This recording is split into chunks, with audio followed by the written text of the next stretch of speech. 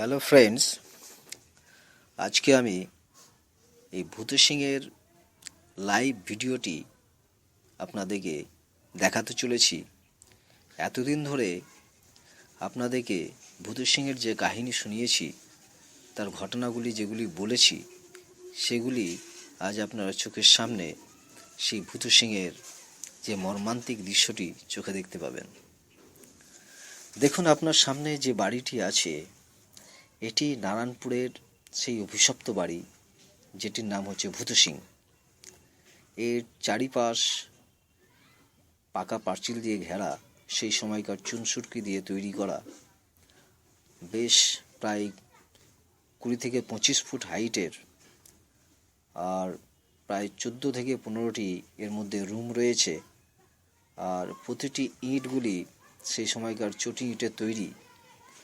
এখন বাড়িটি প্রায় ভেঙে গেছে, কিছু কিছু অংশ আছে, আর চারিদিকে গাছপালায় পরিপূর্ণ, ঝোপঝাড়ে পরিপূর্ণ, শুধু লতা পাতা, সবুজ সবুজ গাছ। আর চটি দেওয়ালগুলি ভেঙে গেছে, আর মাঝে মধ্যে দেয়ালের মধ্যে ফাঁক তৈরি হয়ে গেছে, সেগুলি দেওয়াল ভেঙে যাওয়ার কারণেই হয়েছে। আর এই যে সামনে দেখতে পাচ্ছেন, এটি হচ্ছে ভূত সিংয়ের এন্ট্রান্স গেট। একসময় এই গেট দিয়ে ভূত সিংয়ের ভিতরে মানুষ প্রবেশ করত, আর এই রাস্তা দিয়ে ভূত সিংয়ের ভিতরে যেত। এটা ছিল একটা সাইড গেট, মেন গেট না। আর এখন সেই গেটটি পুরোপুরি জঙ্গলে পরিপূর্ণ হয়ে গেছে। চারিদিকে শুধু গাছ গাছালি, ঝোপঝাড় এবং সাপ, খুব কত কিছুর যে বাস এখানে, সেটাতে আপনাদেরকে শুনিয়েছি ঘটনার মধ্যে। এরপরে আমরা ভূত সিংয়ের ভিতরে দেখছি, দেখেন এক এক করে ঢুকছি। দুই সাইডে দুটো রুম রয়েছে, রুমগুলি ভেঙে গেছে। এই যে ভগ্নপ্রায় রুম, এখানেই সেই গাঙের ঘটনাটা ঘটেছিল। এখানেই তাকে লতার মধ্যে ঝুলিয়ে তাকে রাখা হয়েছিল। সে মৃত্যুবরণ করেছিল এখানেই, সুসাইড কেসটি এখানেই ঘটেছিল। আর যে ওপরে যেটা দেখছেন, ওটা হচ্ছে ভগ্নপ্রায় সেই দরজা, যে দরজাটার ওপর অংশ এখনও ভেঙে গেছে, চুনসুরকির কিছু কিছু অংশ দেখা যাচ্ছে। এরপরে নিচে গোটা গাছের ভিতরটা, গোটা রুমের ভিতরটাতে গাছে পরিপূর্ণ হয়ে আছে, মোটা মোটা লতা চারিদিকে বেরিয়ে আছে। সামনে এই যে দেখতে পাচ্ছেন, এটা হচ্ছে গেট। যে গেটটা মুখের থেকে বেরিয়ে এবার সামনের দিকে ভূত সিংয়ের ভিতরে প্রবেশ করছেন। এই যে আকাশের যে উপরটা দেখা যাচ্ছে, ছাদগুলি সব ধসে গেছে, নিচে নিচে পড়ে গেছে। আর এবার ঢুকছি আমরা ভিতরে। এটা হচ্ছে সেই সামনের গেট। এই গেটটাও যেন পুরোটাই লতা পাতায় পরিপূর্ণ, মোটা মোটা শিকড়ে বেরিয়ে আছে, হাড়ের মতো চারিদিকে ঝুলছে, দড়ির মতো ঝুলছে। আমরা ঢুকছি ধীরে ধীরে। দুই সাইডে কিছুগুলো জানলা ছোট ছোট লক্ষ্য করা যাচ্ছে, আর তাক আছে কিছুগুলি, কুলঙ্গি লক্ষ্য করা যাচ্ছে। এরপর দেখেন যে ছাদগুলো কিভাবে ধসে গেছে, ভিতরটা ঢুকতে গিয়ে কতটা ভয়ঙ্কর বিপজ্জনক মনে হচ্ছে। বেশ বেশ চারিদিক। এবার আমরা ঢুকে পড়ছি ভীত সিংহের ভিতরে। একবারে ভীত সিংহের এটা হচ্ছে মেন একটা আঙিনা, যেটা যেটা উঠোন। সেই উঠোনটা তো এখন প্রায় পুরোপুরি জঙ্গলে পরিপূর্ণ হয়ে গেছে, এমন অবস্থা যে ভিতরে দেখাও যাবে না। তারই মধ্যে কোনো রকম করে কষ্ট করে আমরা প্রবেশ করছি এর মধ্যে। আর দেখতে পাচ্ছেন কি অবস্থাটা, সামনে পুরো জঙ্গল, ঝোপঝাড়, কাঁটা, ফন গাছ, বিভিন্ন জঙ্গলের গাছ। এই যে সামনে একটা দেখতে পাচ্ছেন খেজুর গাছ, এই খেজুর গাছটার এক বিশাল মহত্ব রয়েছে। এই খেজুর গাছের নিচেই কিন্তু সেই বারান্দাটা, বারান্দার মধ্যেখানে এই খেজুর গাছটা আছে, এর নিচে কিন্তু ইন্দ্রা আছে। আর ইন্দ্রাটা এখন বুঝে গেছে, আর ইন্দ্রার উপরেই কিন্তু এই খেজুর গাছটি তৈরি হয়েছে। আর এই খেজুর গাছের নিচেই একটা বিশাল সম্পত্তির ভাণ্ডার লুকিয়ে আছে বলে অনেকের অনুমান, এবং থাকতেও পারে। এই নিয়ে বহুত ঘাটিনি, বহুত কাহিনী ঘটনা ঘটে গেছে, সেগুলি এক এক করে সবই আমার বৃত্তান্তের মধ্যে শুনিয়েছি। এর সামনে যেগুলো দেখতে পাচ্ছেন, এগুলো সবই হচ্ছে এক একটা রুম, এবং সেই বঙ্গর করা এক একটা ডিজাইন, যার মধ্যে দিয়ে আপনি ভিতরে প্রবেশ করতে পারবেন রুমের। সেগুলি এখন পরিপূর্ণ, একবারে পুরো লতায় পতায় পরিপূর্ণ হয়ে চারিদিকে ছয়লাভ হয়ে আছে। সামনে থামগুলো দেখতে পাচ্ছেন, এই বঙ্গরের মতো গেটগুলো দেখতে পাচ্ছেন। এটি প্রায় 500 বছর ধরে এরকম অবস্থায় আছে, আর কতদিন থাকবে সেটাও বলতে পারছি না। আর এইভাবেই এই নারায়ণপুরে এক ইতিহাস, এক অভিশপ্ত ইতিহাস এইভাবে দাঁড়িয়ে আছে, যে এখনও চলছে। এর মধ্যে নানা ভৌতিক ব্যাপার কাণ্ডগুলি ঘটে গেছে, আর বহুত কিছু এখনও ঘটতে বাকি আছে, হয়তো ঘটতে দেখা যাবে। আর এই যে সামনে এই রুমটা দেখতে পাচ্ছেন, এটা হচ্ছে মেন কক্ষ। ভূত সিংহের ভিতরের কক্ষ। এখানেই সেই বীরলালের সঙ্গে সেই নীল নীল চোখের যে ঘটনাটি শুনিয়েছিলাম, এইখানেই তার সঙ্গে সাক্ষাৎ হয়েছিল। আর তারপর থেকে যে মৌলানার সঙ্গে কত লড়াই হয়েছিল সেই বিষয়ে তো আপনাদেরকে বলেছি। আপনার ঘটনার মধ্যে পাবেন, এপিসোডগুলোর মধ্যে দেখতে পাবেন কী কী ঘটনা ঘটেছিল। এই যে সামনে চলে যাচ্ছেন, এই যে সামনের মধ্যে এই সামনে যে দেওয়ালটা দেখছেন, এটাও চুন সুরকি দিয়ে তৈরি। এটা হচ্ছে একটা গৃহ। ভূত সিংহের মোট 14খানি ঘরের মধ্যে, 14খানি রুমের মধ্যে এটা একটি রুম। আর এই রুমের মধ্যেই রয়েছে এখন বর্তমানে গাছপালা ছাড়া আর কিছুই নেই।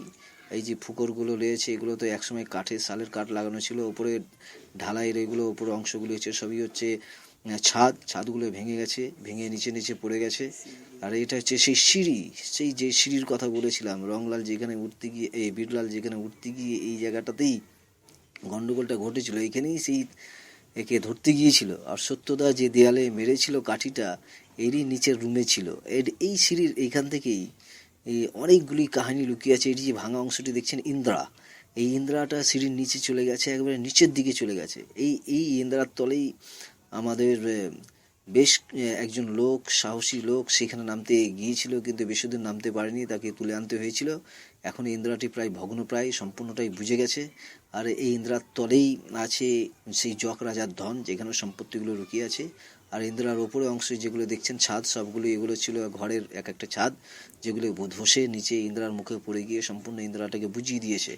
আর এই দেখেন সামনে দেখছেন সাপের খলস, এই যে সামনে, এর ওপরে সামনে এখনো সাপ প্রচুর বিরাজ করছে এখানে। নাগ তো আছেই, তার সঙ্গে সঙ্গে নাগের সাঙ্গপাঙ্গগুলোও এখানে রয়েছে, নাগ নাগিনী রয়েছে। আর সেই নাগ নাগিনীর সঙ্গেই তো বীরলালের বিশাল দ্বন্দ্ব হয়েছিল, মৌলানার বিশাল সংঘর্ষ হয়েছিল, সেই বিষয়ে তো বলেছি। আর সত্যদার ঘটনার কথাটাও বলেছি। তারপর সেই রথিন ভান্ডারীর বিষয়টা এই সঙ্গে এসে যায়, যে সেই জানলাতে বসে সেই বাঁশি বাজাতো। আর বাঁশি বাজাতে গিয়েই তো তার সঙ্গে ওই মেয়ে মানুষের গলা এবং সেই নীল নীল দর্শন সাপ সে দেখতে পেয়েছিল এখান থেকে। তারপর থেকে সেই ভূত সিং চত্বর ছেড়ে দিয়েছিল।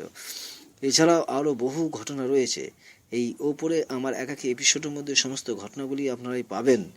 একবার সাবস্ক্রাইব করতে থাকবেন চ্যানেলটিকে। আপনারা সম্পূর্ণ এই 500 বছরের যে পৌরাণিক ইতিহাস এবং কী কী ঘটেছিল এখানে এবং কী কী রহস্য লুকিয়ে আছে ইতিহাসের মধ্যে, সেই জমিদারের কাহিনী থেকে আরম্ভ করে কিভাবে তারা একে একে ধ্বংস হয়ে গিয়েছিল এখানে।